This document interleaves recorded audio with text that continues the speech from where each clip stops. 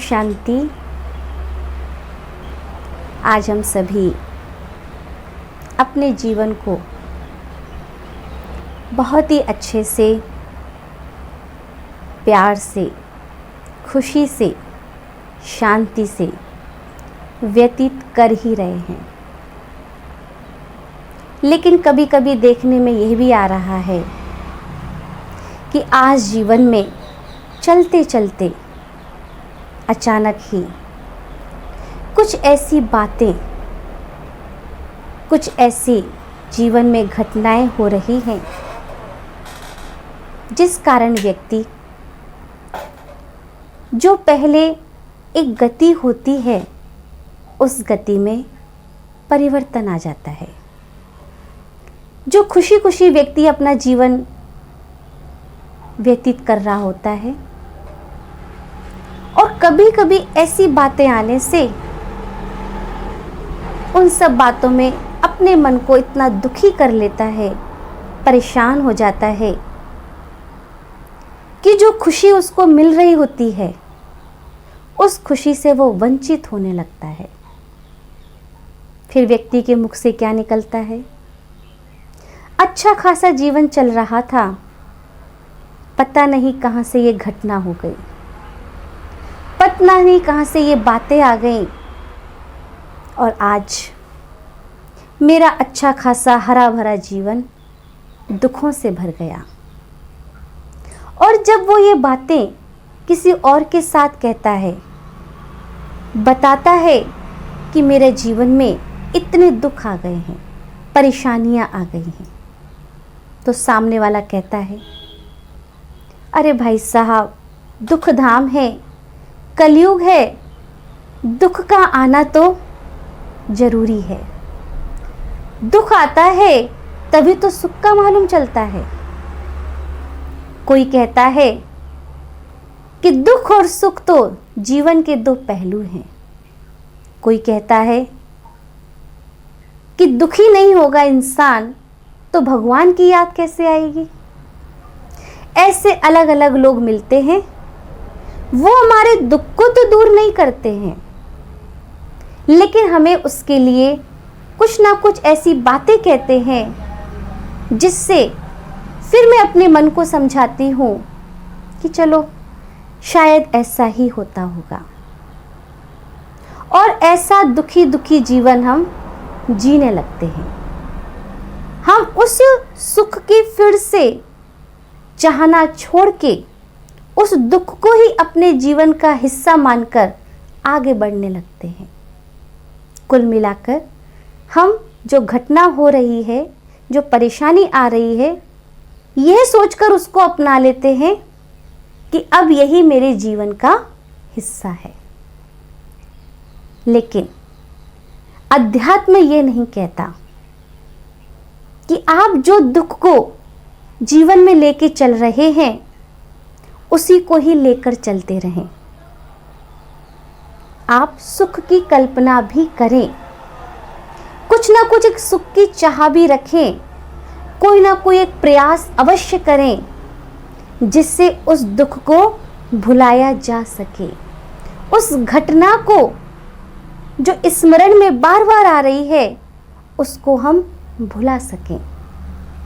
इसीलिए फिर व्यक्ति अंतिम रास्ता निकालता है कि वो परमात्मा को याद करता है। कहीं ना कहीं ऐसी संस्थाओं में जाता है जहाँ पर उसको ऐसे कई उपदेश दिए जाते हैं, कुछ अच्छी परमात्मा की ध्यान से संबंधित बातें बताई जाती हैं। फिर वो व्यक्ति अपने मन को शांत करके उस परमात्मा में अपने मन को शांत रख के एक असीम शांति की यात्रा पर चल पड़ता है। और धीरे धीरे फिर क्या होता है? फिर वो उसको दुनिया से वैराग्य आने लगता है और कई लोग अपने घर गृहस्थी की सब दुनियादारी की बातों को छोड़कर इस दुनिया से पार जंगल की ओर चले जाते हैं। लेकिन यह भी उपाय सही नहीं है कि आप सब कुछ छोड़कर और बाहर दुनिया में चले जाएं, बाहर आश्रम में चले जाएं या कहीं जंगल में चले जाएं। सच्चा अध्यात्म यही कहता है कि आप जहां हैं, आपके आसपास जो लोग भी हैं, आप जहां भी अपने किरदार को निभा रहे हैं, वहीं पर परमात्मा का साथ लेके, सच्चे अध्यात्म की बातों का साथ लेके अपने जीवन को खुशनुमा बनाएं, अपने जीवन को सुख शांति से भरपूर करें। उसी के लिए आज छोटी सी एक टिप्स देना चाहेंगे जो आपको आने वाली विपरीत परिस्थितियों में मन को स्थिर भी करेगी, शांत भी करेगी और परमात्मा से आपका जुड़ाव भी करेगी। वो एक सच्ची टिप्स है कि आप जहाँ हैं, पहली बात तो वहीं रहें। आप कहीं भागने की ना सोचें कि मैं कहीं और चला जाऊं, ना आप इस दुनिया के बाहर जाने की सोचें कि मैं इस देश को ही त्याग दूं, और ना ही पूरी तरह इस जीवन को त्यागने की सोचें कि मैं इस जीवन को छोड़ के परमात्मा के पास चली जाऊं। दो पार्ट हैं, दो बातें हैं। या तो आप पार्टिसिपेट कीजिए, भाग लो, जो भी बात आई उसमें भाग लो, या फिर उसी का दूसरा अर्थ निकलता है भाग लो, मतलब आप उस बातों से भाग जाइए। तो भागना निडरता की, एक साहसी इंसान की पहचान नहीं है। तो हमें क्या करना है? हम सभी देवी देवताओं के पद चिन्हों पर चलने वाले, बड़े बड़े महर्षियों के, बड़े बड़े उपनिषद सुनाने वाले गुरुओं के, संतों के देश में रहने वाले वो सच्चे नागरिक हैं, वो सच्चे परमात्मा की संतान हैं जो भागना नहीं सिखाते हैं। वो क्या सिखाते हैं? वो सिखाते हैं आप जहां हो वहीं पर उसको फेस कीजिए, अपनी हिम्मत को बना के रखिए और मन में एक उम्मीद रखिए। छोटी सी बात, उम्मीद। क्या कहे? जो होगा अच्छा ही होगा, जो हुआ अच्छा हुआ। मुझे अपने साहस को बना के रखना है, और इस साहस में मेरा साथ देने वाला कौन? एक तो मेरी स्वयं की हिम्मत और दूसरा परमात्मा की मदद। जैसे मैं ये कहती हूं, जो होगा अच्छा होगा, मैं तो यहीं रहकर ही जो बातें आई हैं उसको फेस करूंगी, और इसमें मेरा साथ परमात्मा है। परमात्मा मेरे साथ है। किसी ने शरीर छोड़ा, कोई बात नहीं, परिस्थितियां कई प्रकार की होंगी। किसी ने शरीर छोड़ा तो आप ये मन में लेकर के आइए, आज कोई घर ऐसा नहीं है जहां किसी ने शरीर नहीं छोड़ा हो। आना और जाना हर एक के जीवन का पार्ट है। हम भी इस दुनिया में आए हैं, एक ना एक दिन हमें भी जाना है। दूसरा, मन में क्या याद रखेंगे? अगर कहीं पर कोई मेरी संपत्ति में आग लग जाती है, अचानक कुछ लॉस हो जाता है, नुकसान हो जाता है, कोई बात नहीं, हमने मेहनत की थी, हमने पाया था, फिर से हम मेहनत करेंगे और फिर से हम पाएंगे। शायद मेरा कुछ हिसाब किताब होगा, लेकिन मुझे परेशान नहीं होना है। ऐसे आपने कई उदाहरण सुने होंगे, कच्छ भुज जैसे, जहाँ भूकंप आए, न जाने कितनी कई जगह पर तूफान आए, वहाँ के कई लोग करोड़पति, रोडपति बन गए, लेकिन हिम्मत नहीं हारी, और उन्होंने अपनी हिम्मत से फिर से अपना बिजनेस तैयार किया, अपने आप को एक सफलता के शिखर पर पहुंचाया। तीसरा, जब भी कोई परेशानी आए, मैं कभी किसी कमजोर व्यक्ति को ना देखूं। किसको देखूं? हमेशा जिन्होंने सफलता को प्राप्त की है, बड़ी से बड़ी परिस्थितियां आने पर भी उन्होंने अपने आप को ऊंची मंजिल पर पहुंचाया है। तो जैसे व्यक्ति को मैं देखूंगी, जैसे व्यक्तियों का मैं साथ करूंगी, तो संग का रंग पड़ता है। जैसा करेंगे संग, वैसा पड़ेगा रंग। तो इसके लिए हमें क्या करना है? सत्संग, और सत्य है वो परम पिता परमात्मा। कहा जाता है सत्यम शिवम सुंदरम, सत्य भी शिव है और शिव ही सुंदर है। कई बातें हमारे हाथ में नहीं हैं, परमात्मा के हाथ में है, तो उस पर विश्वास रखें।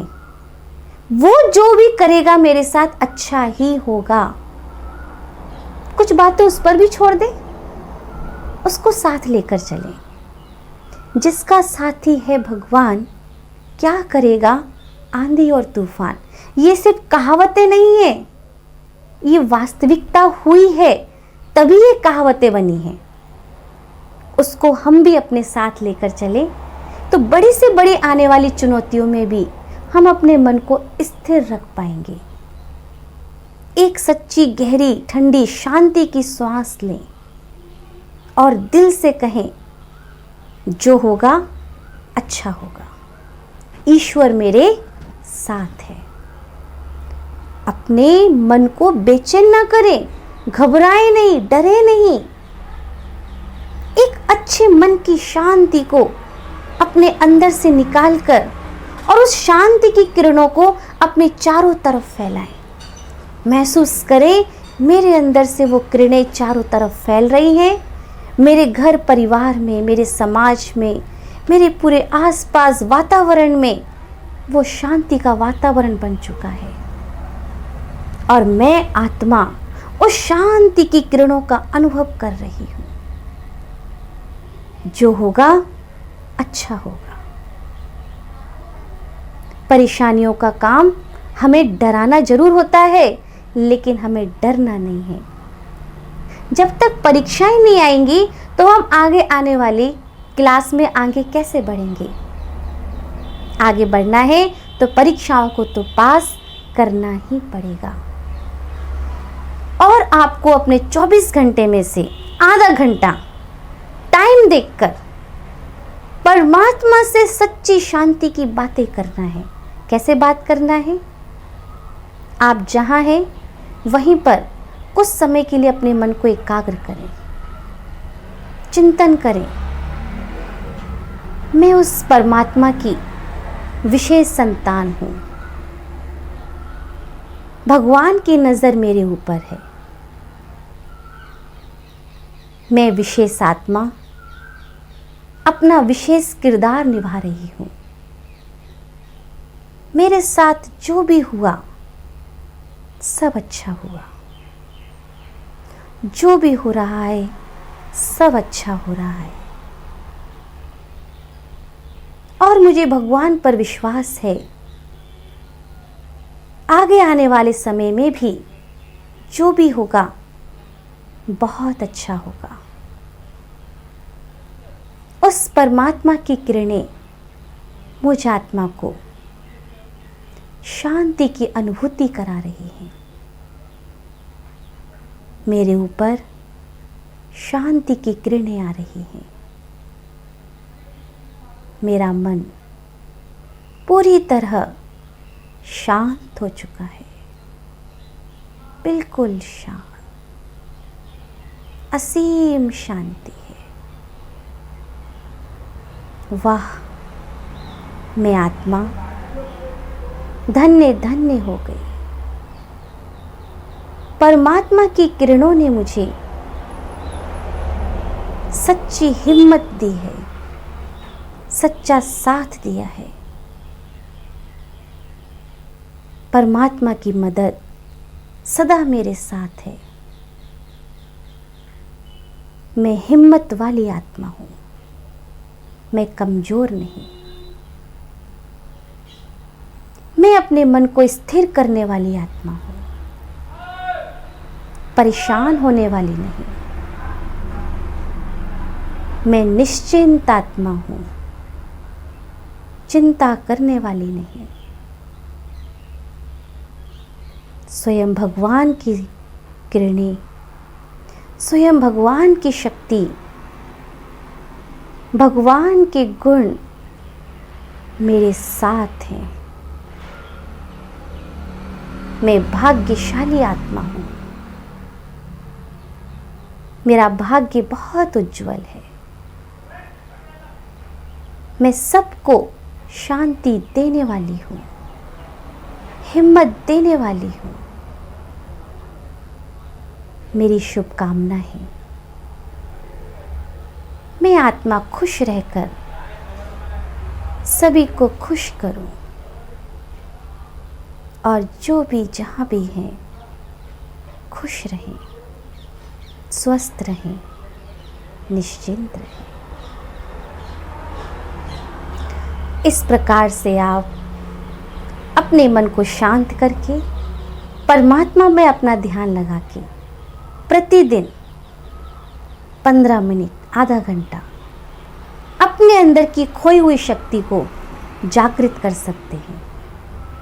खोई हुई शक्ति को जागृत करने के 2 ही उपाय हैं, पॉजिटिव थिंकिंग और पॉजिटिव विजुअलाइजेशन। सकारात्मक चिंतन और सकारात्मक परिदृश्य, अर्थात आप मन में अच्छे अच्छे चिंतन करें और उन्हीं को अपने मस्तक में दृश्य के रूप में देखें। यह शक्ति, यह ऊर्जा बड़ी से बड़ी परिस्थितियों में भी हमारे मन को स्थिर करने में बहुत सहायता करेगी। हमारे आप सबके लिए शुभकामनाएं हैं।